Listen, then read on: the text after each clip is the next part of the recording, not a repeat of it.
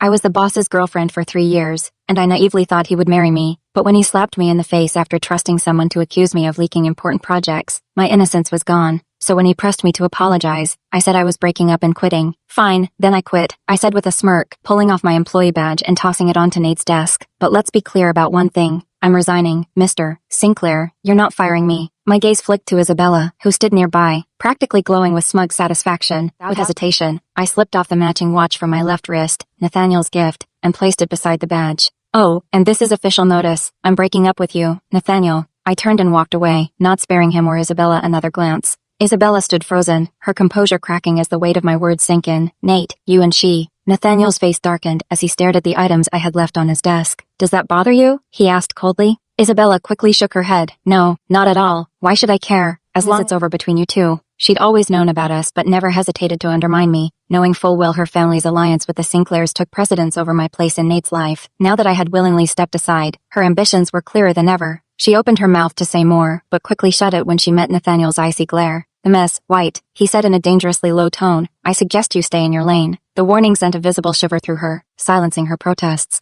Meanwhile, I returned to my desk and began packing my belongings. Fives with Nathaniel. Wasted. He had no heart, and I refused to waste another ounce of my emotions on him. In less than 2 minutes, I had my things boxed and was heading toward the elevator. Just as I reached it, Isabella's syrupy voice rang out. Miss Windsor, did you check what you're taking? We wouldn't want you walking out with one of our project plans, now would we? Her faux concern made me clench my teeth as she glanced at the other staff in the office, daring them to join in her theatrics. Well, why are you all just standing there? Shouldn't someone check to make sure Ms. Windsor is taking anything that doesn't belong to her? One of the employees hesitated before stepping forward. Ms. White is right, Serafina. I'll need to check your box. Just a formality. I raised my hand, stopping him before he could touch anything. My voice was sharp, cutting through the tension. You don't need to check anything. I turned on my heel and strode toward Isabella. You want to see if I've taken anything from the company? Fine, let's settle this quickly. Without waiting for a response, I lifted the box above her head and tipped it over. Its contents spilled out in a cacophony of noise. Papers, pens, and personal items scattering across the floor. The room went silent.